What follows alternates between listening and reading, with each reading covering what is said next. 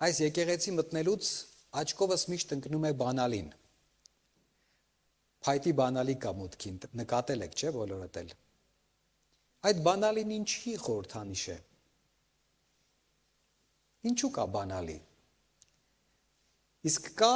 մի մուլտֆիլմ, որտեղ բանալին առանցքային դեր ուներ, հիշում եք այդ մուլտֆիլմը, պատմությունը, հեքիաթը, Բուրատինոն։ Բուրատինոն ոսկե բանալի ստացավ կրյայից, տորտիլայից։ Ինչի բանալի էր դա։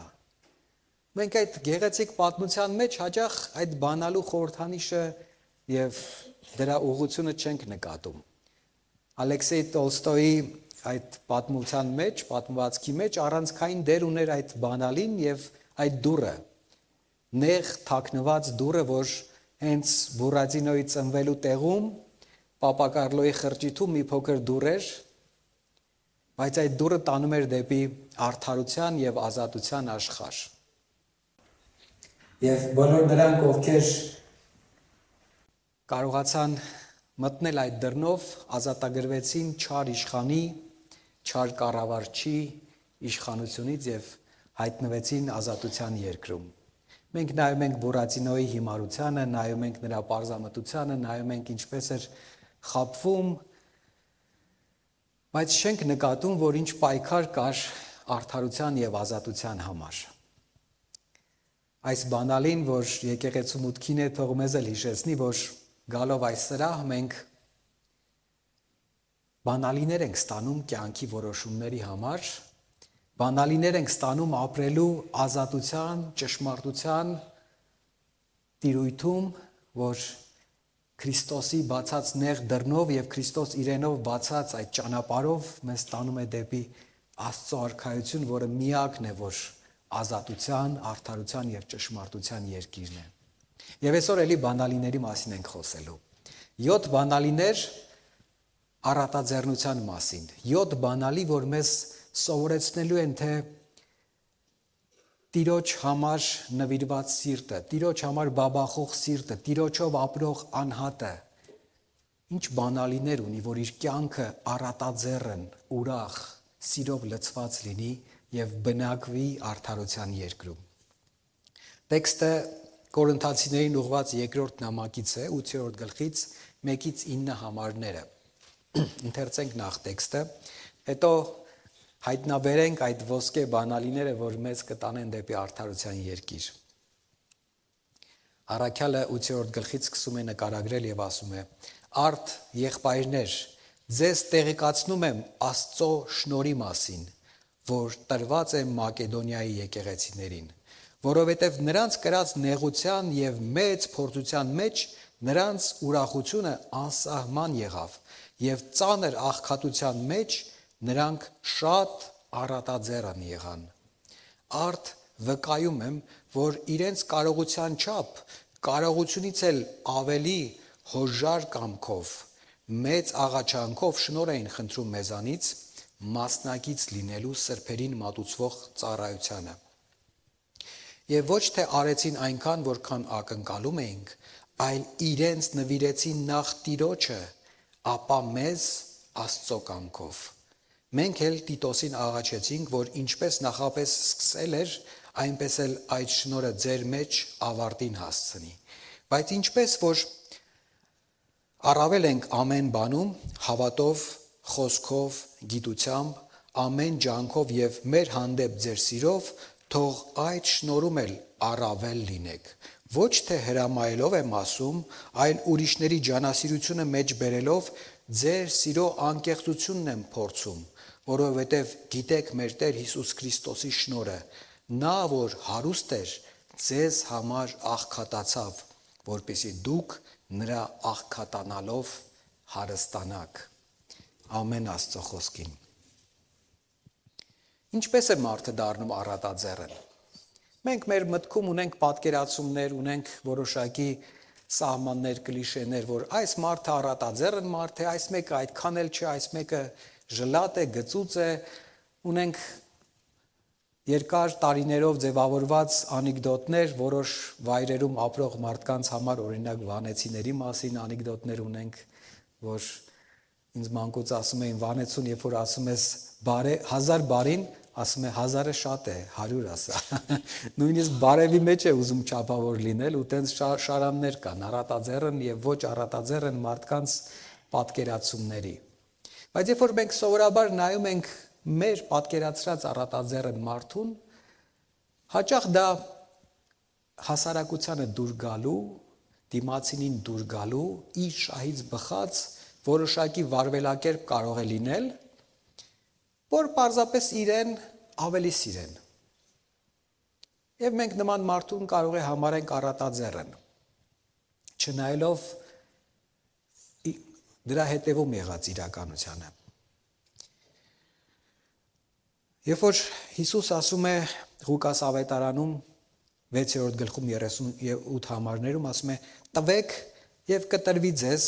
ձեր գոգը կլցվի լավ չափով, լեփ-լեցուն, առատ, որովհետեւ ինչ չափով որ չափեք, նույնով էլ ձեզ կչափվի»։ Սա առատաձեռնության մասին է Հիսուս սովորեցնում, Աստծո արքայության մեջ եղած առատաձեռնության, բայց սա ոչ թե որպես օրենք է, այլ սկզբունք, այլ տիրույթ, այլ մթնոլորտ, որ կա այդ տիրույթում, այդ իշխանության մեջ։ Հատուկ կանոն է ստեղծել, հատուկ իրավիճակ է ստեղծել, որ օրհնություններ լինեն։ Երբ որ տեքստում առաքյալը նկարագրում է 1-ից 9 համարները, սրանք նախաբան են, ինքը 2 գլուխ անդադար Կորինթոսի եկեղեցուն բացատրում է, թե տալը ինչպիսին է եկեղեցում, ինչ աստվածաբանություն ունի, ինչու է սա կարևոր։ Եվ նկարագրում է մեկ այլ եկեղեցիների, 3 եկեղեցիների տալու սովորույթը Մակեդոնիայում ձևավորված փոքր եկեղեցիների, որոնք շատ ծանր պայմաններում էին այդ ժամանակ։ Ծանր էր պայմանները, որովհետև պատերազմների պատճառով տղամարդկանց քանակն էր քիչ, աշխատուժն էր քիչ եւ սով էր եղել եւ իրականում մեծ աղքատություն էր տիրում։ Բայց Մակեդոնիայի եկեղեցիները դրամահավաք էին կատարել, որովհետև Աստծո մեծ գործին մասնակից լինելու պատկեր ունեին, ցանկություն ունեին եւ հենց սրա մասին է սկսում առաքյալը ներկայացնել Կորինթոսի եկեղեցուն իր երկրորդ նամակում։ Հետաքրքիր է, որ առաջին նամակում էլ խոսք կա սրա մասին եւ արդեն սկսվել էր դրամահավաք իրականանալ, բայց դադարեցվել էր ինչ-ինչ պատճառներով, որի մասին հետո կխոսենք։ Եվ հիմա եկեղեցին, որ առաջին նամակում տեսած կլինեք, կարդացած կլինեք, սովորած կլինեք, ինչքան մեղքերի խնդիրների մեջ էր, ինչ հանդիմանական նամակ էր սա։ Եվ առաջին նամակից հետո կա եւս մեկ կորսված նամակ, բայց նաեւ այս երկրորդ նամակն է, որ արդեն եկեղեցին ապաշխարած է, բոլոր խնդիրները իրենց լուծումներն են ստացել ու հիմա հոգևոր այնպիսի վերելքում է, որ նորից պատրաստ է դրամահավաքի մաս կազմել, պատրաստ է ունենալ ու տալ, պատրաստ է իր ջանասիրությունը բերել Աստծո մեծ գործի մասին ու եւ այդ կոնտեքստում է 8-րդ գլխում առաքյալը սկսում ներկայացնել, թե Մակեդոնիայում ինչպիսի աստվածաբանությամբ էին տալիս, ինչպիսի նվիրումով էին նվերներ տանում Աստծո տուն։ Եվ սկսում եմ առաջի կետից ասելով. ձեզ տեղեկացնում եմ Աստծո շնորհի մասին։ Առատաձեռնությունը սկսվում է Աստծո շնորհով։ Բանալին առատաձեռն լինելու, այդ ոսկե բանալին Աստծո շնորհի մեջ է։ Հին ուխտից կարդացած այս գեղեցիկ տեքստում եւս Դավիթը իր փառաբանության աղոթքում, երբ որ գոհունակություն էր հայտնում, թե ինչպես էին իշխանները, ժողովուրդը, ինքը, տոհմապետերը բոլորը նվերներ տանում Աստծո տուն, ասում էր, սա քո շնորհն է, Տեր, մենք ոչինչ չունենք, քո շնորհն է, բայց առաքյալը այստեղ մեկ այլ ավելի կարևոր շնորհի մասին է սկսում խոսել, որ սա Աստծո փրկության շնորհի մասին է։ Փրկության շնորհը ճանաչած մարդը, փրկության շնորհով ապրող եկեղեցին ունենում է սրտի դիրք,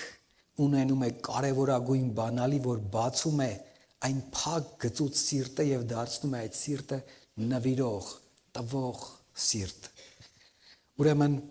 տալը չի սկսվում մարդուց, մարդակենտրոնությունից, մարդկանց դուր գալու մղումից, այն սկսում է Աստծո շնորհի ընկալումից։ Երբ որ ընկալում ես, որ կորստյան արժանի, խաչվելու արժանի, ոչնչացման արժանի մեկն էիր, բայց անարժանորեն Տիրոջ շնորհը հասավ քեզ։ Տիրոջ շնորհը հասավ այնպիսի վիճակում, որ ես ապստամբած էի Աստծո դեմ,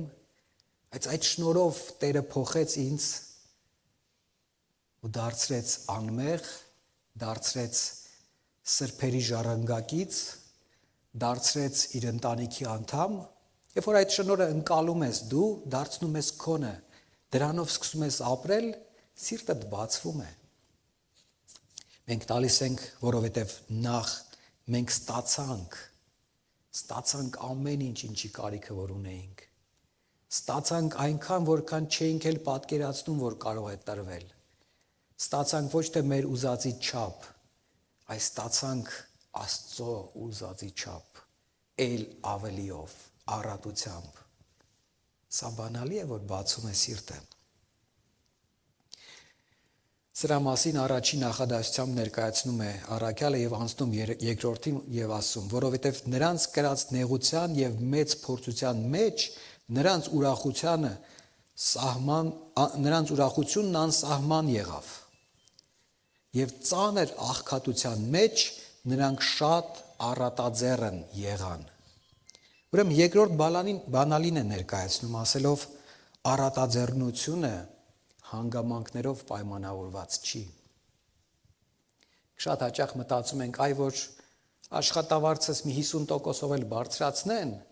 նոր ես առատաձեռն կլինեմ, որտեղ արդեն այսօրվա կարիքներս հոգացած կլինեն, կունենամ որ տամ։ Երբ որ թոշակս մի 20%-ով էլ բարձրացնեն, մի 10,000-ով էլ բարձրացնեն, նոր առատաձեռն կլինեմ, երբ որ եւ այլ։ Հանգամանքներ, երբ որ մի քիչ կարակի գինը իջնի, երբ որ մի քիչ գազի գինը իջնի, նոր ես կկարողանամ տալ։ Երբ որ մի քիչ լավ պայմաններում ապրենք, լավ երկրում ապրենք, երբ որ երեխեքս սկսեն այս ինչով զբաղվել, ես երբ որ այս ինչ փուլին անցնեմ կյանքի, երբ է դա լինելու։ Կյանքի մի մեծ շրջան մենք չունենք աշխատավարձ, որովհետև մանուկ ենք, պատանի ենք, նոր երիտասարդ ենք, նոր ուսանող ենք, հետո նոր գործի ենք անցնում, հետո նոր սկսում ենք մի քիչ տեղավորվել, ընտանիք, երեխեք, արդեն երեխեքի խնդիրներն են, ու տենց միջև թոշակ է, այդ ժամանակ էլ արդեն է թոշակ, ինչից տամ։ Պայմաններ, հանգամանքներ ու ապրում ենք, ես ինչ երկրում ենք ապրում, ու տենց շարաններ, պատճառաբանություններ, մահանաներ մեր լեզվով ասած, ու միշտ կան։ Մակեդոնիայում ինչ էր կատարվում, առաքյալը միանգամից ասում է, որովհետև նրանց կրած նեղության եւ մեծ փորձառության մեջ եւ հունարենով շատ ծանր բառեր է գործածում, ծանր չքավոր աղքատություն, այս նեղությունը, որ ասում է, նկարագրված է ծանր չքավոր աղքատություն։ Եվ ասում է մեծ փորձության մեջ, այսինքն պետական իմաստով,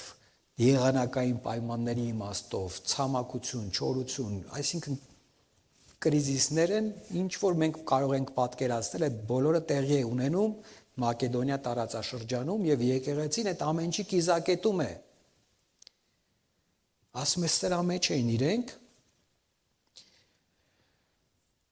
ուրախությունը անսահման եղավ։ Այս փորձությունների մեջ իրենց ուրախությունը եւ ինչ ուրախություն էր շնորհի ընկալման առաջինում բացած։ Այս շնորհի մասին էր սկսել վկայել, որ իրենք այս շնորհը ունեին, շնորհի ընկալումը ունեին ու սրա ուրախությունը այնքան շատ էր, որ եղած պայմանները անտեսվեցին, այդ բանալին երկրորդ գործեց, որ չսկսեցին ասել, մենք չքավորության մեջ ենք, մենք նեղության մեջ ենք, ու դրան մի կողմ դնելով որոշեցին առատաձեռն նպաստել գործին։ Առաքյալը այնքան է զարմացած, որ իրենք կարծես լրիվ այլ պատկեր ունեին, որ ուրիշ բան էր ակնկալվողը։ Բայց պարադոքս կա, հակասություն կա։ Եվ աշխարհում այլ է ընկալումը, երբ որ դժվարության մեջ ես, պարտավոր են քեզ օգնել։ Դու չպետք է օգնես ուրիշին։ Երբ որ դու դժվարություն ես կրում, թող բոլորը վազեն քեզ հասնելու, ինչի դու ուրիշին հասնես։ Այստեղ դուրս է գալիս այդ պարադոքսը Մակեդոնիայի եկեղեցիների եւ աստվածաբանությունը, որ ես շնորհով նոր կյանք ունեմ, ես էլ նեղության մեջ չեմ։ Ես Քրիստոսի ընտանիքի մեջ եմ։ Այս նեղությունները ընդամենը ժամանակավոր ավելի զորանալու, ավելի հոգևոր խորքին գնալու, ավելի ամուր հոգևոր անհատ լինելու, ավելի շնորհից կարճած լինելու առիթ են եւ հնարավորություն են։ Ուրեմն ես կարող եմ օգնել Երուսաղեմի եկեղեցիներին։ Եվ իրենք ոչ ոքի չէին ճանաչում։ Ուր Մակեդոնիան, ուր Երուսաղեմը։ Իրենցից հավաքագրված բանակներն էին գնում Երուսաղեմը ոչնչացնելու։ Աշխարհագրորեն իրենք թշնամի էին, ընկալման իմաստով իրենք թշնամի էին, բայց լսել էին առաքյալներից, որ այնտեղ եկեղեցին ծանր վիճակում է, սովի մատնված վիճակում է, իրանցից ավելի վատ վիճակում է, ու իրանք դրամավակ էին անում, որ օգնեն Երուսաղեմի եկեղեցուն, իրենց թշվառ պայմաններում։ Հիմա այս նույնը ներկայացնում առաքյալը Կորինթոսի եկեղեցուն, որ հարուստ քաղաք էր, խաչմերուկների վրա, ամեն ինչով հարուստ։ Բայց 1 տարի առաջ դրամահավաք էր սկսել եւ դադարեցրել էր, որովհետեւ եկել էին Երուսաղեմից մարդիկ ու ասում էին, այս Պողոսը ոնց որ լավ շարժառիթներով չի դրամահավաք անում։ Ասում էին, մինչև դուք հատուկ ծիսակարգերով չանցնեք, օրենքը չպահեք, դուք չեք կարող քրիստոնյա կոչվել, դուք նախ պետքա հրյա դառնաք, հետո նոր քրիստոնյա դառնաք։ Եվ իրենք այդ եկածները ապրում էին եկեղեցու հաշվին, ամբողջովին, ի տարբերություն Պողոսի եւ իր հետ եղողների, որոնք իրենց ձեռքի վաստակով էին ամեն բան անում եւ իրենց կարիքները հոգում էին նյութական եւ դրա համավակը իսկապես ուղղորդվում էր ծանր վիճակում եղող մարդկանց հոգ տանելու համար։ Ուրեմն սխալ աստվածաբանություն էր ներխուժել Կորինթոսի եկեղեցին, ու այդ սխալ աստվածաբանությունը բերում էր նրան, որ դրամահավաքը դադարել էր։ Տասանորդ չէր տարվում եկեղեցի, նվերներ չէր տարվում եկեղեցի։ Պողոսը Կորինթացիներին ուղղված առաջին համակում սովորեցրել էր, որ սա կանոնակարգված գործողություն պետք է լինի։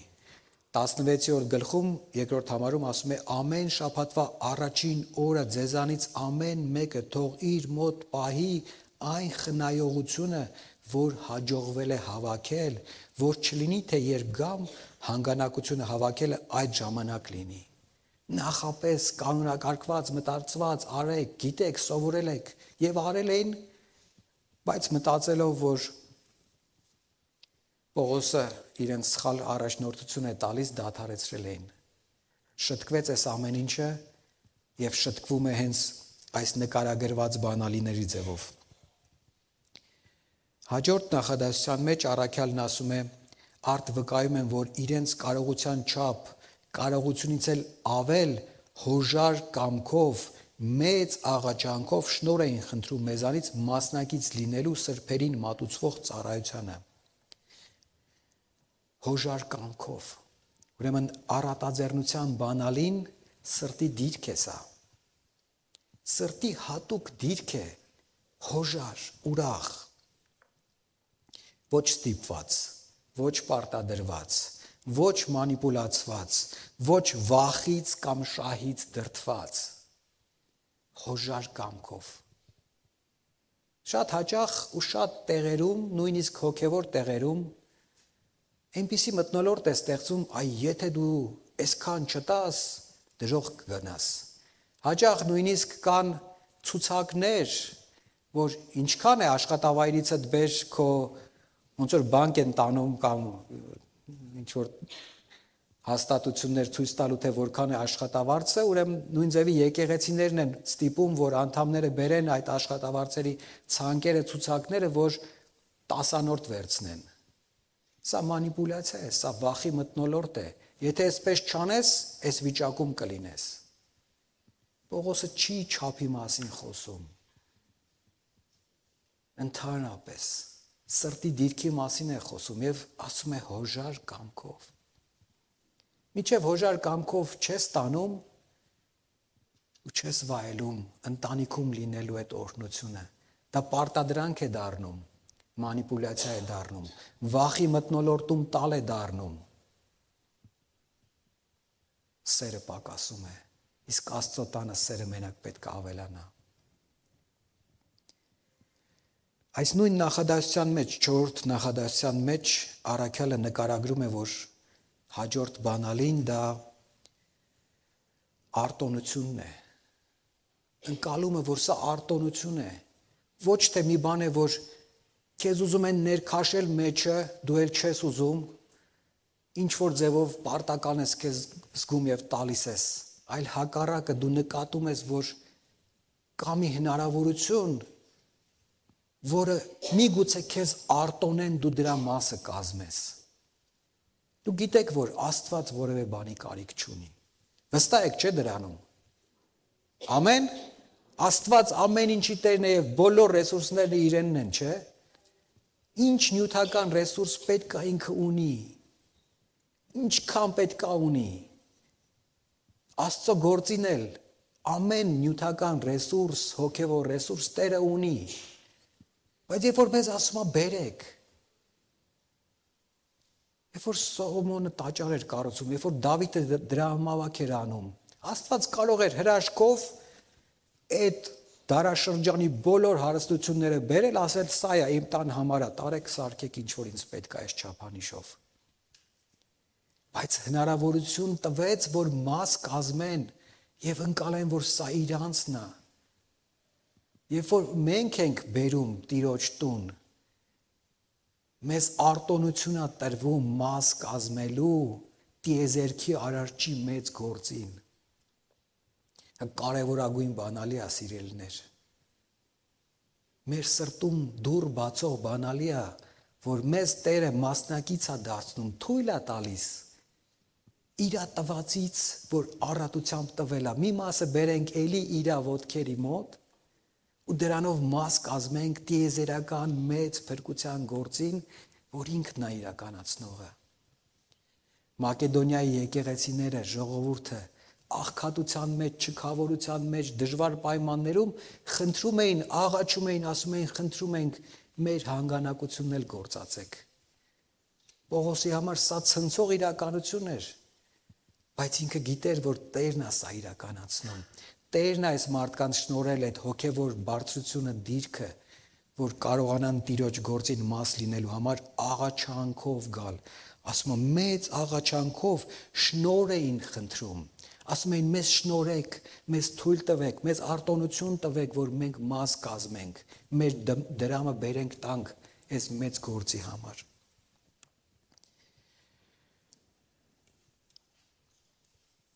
Եվ սրա հետ կապված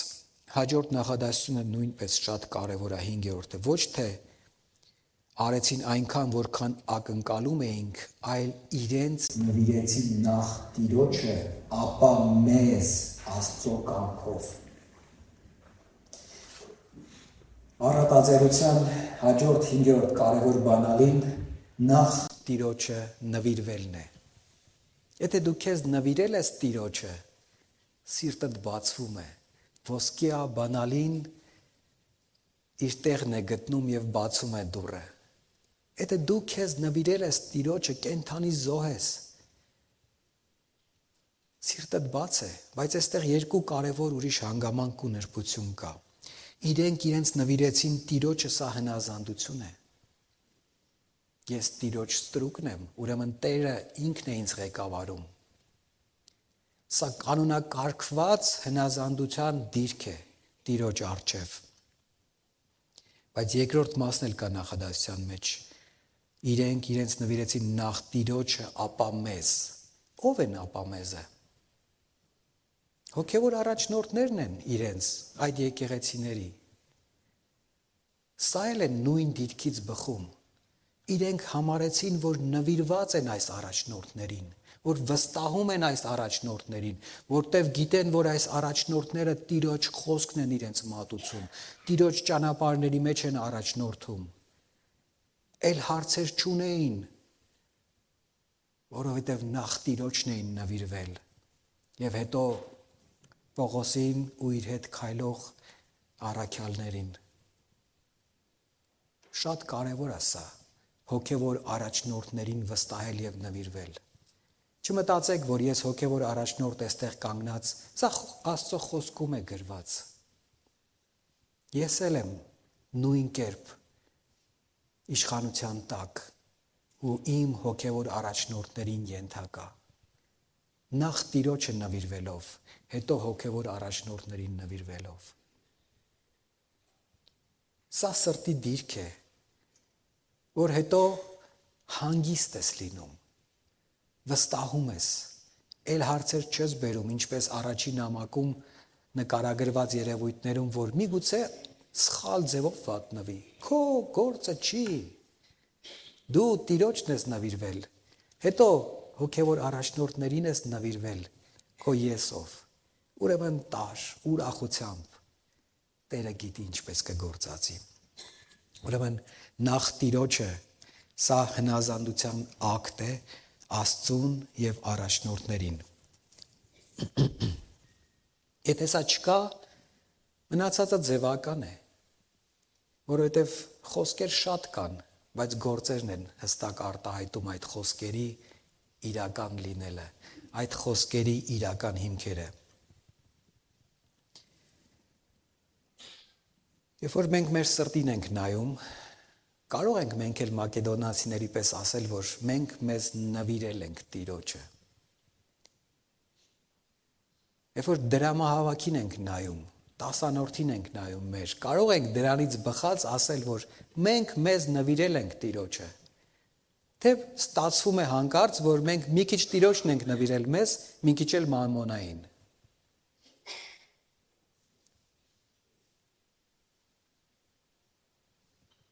Պետք է քննենք մենք մեր սրտերը։ Արդյոք մենք մեզ նվիրել ենք Տիրոջը, թե կիսատ պռատ ենք նվիրել Տիրոջը։ Եվ Տեր Հիսուս հենց սրա մասին զգուշացնում էր, որ չեն կարող երկու Տիրոջ ծառայել։ 6-րդ բանալին, որ 7-րդ նախադասության մեջ է նկարագրված 8-րդ գլխի, բայց ինչպես որ առավել ենք ամեն բանում, հավատով, խոսքով, գիտությամբ, ամեն ջանքով եւ մեր հանդեպ ձեր սիրով, թող որ այս շնորհում էլ առավել լինեք։ Արդեն այս նամակում առաքյալը սկսում է նկարագրել, որ դուք աճել եք, հոգևորապես աճել եք, ձեր դիրքը Աստծո հանդեպ կանոնակարգված է, դուք աճել եք ջանքով, գիտությամբ, խոսքով, հավատով, ամեն բանում աճման process-ի մեջ եք, ուրեմն հիմա ձեր սերն էլ է մեր հանդեպ աճել, որովհետև հոգևոր վերելք ունեք, եւ սրա նաեւ արդյունքն է, որ այս շնորհի մեջ, տալու շնորհի մեջ էլ աճեք, ուրեմն տալը նույնպես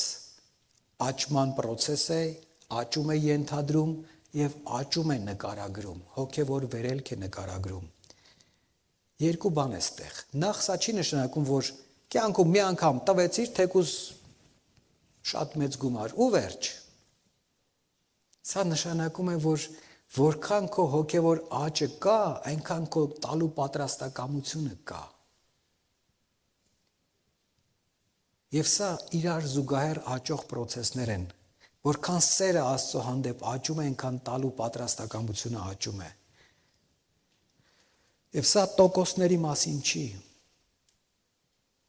Ձեզ ուզում եմ ներկայացնել մի հետաքրքիր մարդու, ում մասին ես վերջերս բավականին տեղեկություններ իմացա։ Լետորնո։ Ուրեմն այս մարդը 14 տարեկանում խորը քրիստոնեական վերելք ունենալուց թողնում է դպրոցը եւ ծնվել է 1888 թվականին, մահացել է 1969 թվականին։ 14 տարեկանում թողնում է դպրոցը, Ամերիկայում Վերմոնտ նահանգում էր ապրում։ Եվ գնում է, սկսում է երկաթագործական արհեստանոցում աշխատել, բայց նաև հեռակա սկսում է սովորել։ Իր առաջին մղումը այն էր, որ ես պետք է Աստծո խոսքին հնազանդվելով մարդկանց դեպի Աստծո արքայություն ուղղորդեմ եւ նաեւ լեռները տեղաշարժելու հավատք ունենամ։ Այս երիտասարդը շատ արագ սկսում է գյուտեր անել։ Սկսում է մեծ հայտնագործություններ անել, հատկապես գյուղտեխնիկայի եւ հողաշինարարական տեխնիկայի ոլորտում։ Մինչեւ հիմա 299 իրեն պատկանող պատենտներ կան այս տեխնիկայի ոլորտում։ 1930 թվականին արդեն հիմնում է իր մեծ գործարանը, որ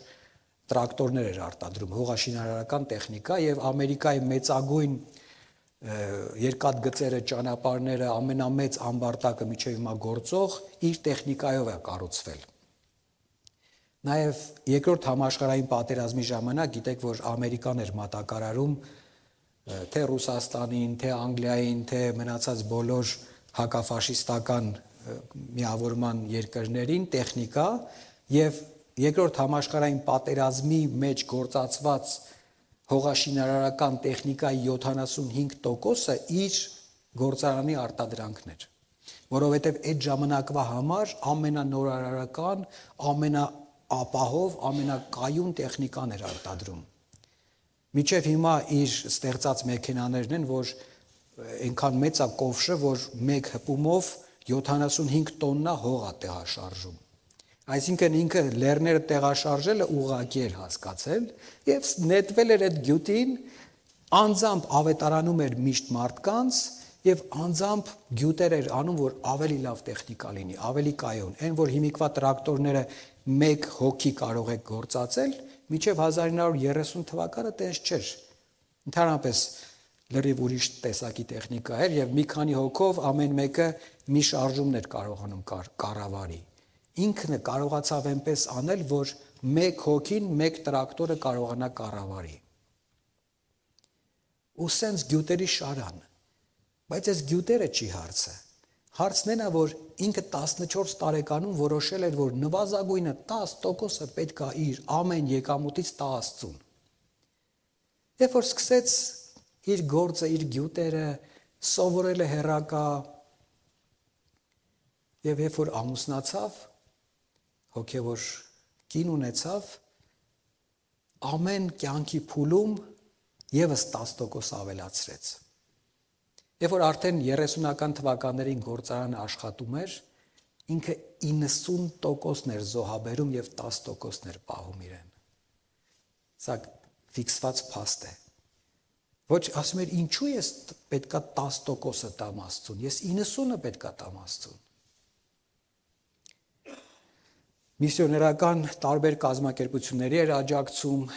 եւ հիմնեց մի համալսարան, որը մինչեւ այսօր գործում է, հոգևոր համալսարան, բայց ինժեներական։ Ինքը ասեց, ինչպես իմ մեջ Աստված միավորեց հոգևորը եւ ինժեներական տաղանդը, նույն կերպ թողեց համալսարանում հոգևորն ու ինժեներական տաղանդը միասնական լինեն։ Եվ արեց բաներ, որ օրինակ կանայք միջև այդ Ամերիկայում նույնիսկ ընտրելու իրավունք չունեին։ Ինքը ստեղծեց համալսարան, որտեղ կանայք ինժեներություն էին սովորում եւ դառնում տաղանդավոր ինժեներներ, տղամարդիկ էլ, բայց հոգևոր սկզբունքներով, Աստծո խոսքի վրա հիմնված, Աստծուն պաշտելով, ամեն օրը պաշտամունքով սկսելով։ Մարդ, որը տեսիլք ուներ, ասում էր, ես պետքա մարդկանց դեպի Աստծո արքայություն ուղղորդեմ եւ այնքան հավատք ունենամ, որ սարերը տեղաշարժեմ։ Եվ ասում էր, ես Աստծո մենեջերն եմ։ Ընդհանրապես Աստված ինձ տվել է ռեսուրսներ, ես պետքա դրանք Աստծո փառքի համար ճիշտ գործածեմ։ Նաեւ մի հետաքրքիր խոսք ունի, որ տպավորվեց ինձ։ Ասում է,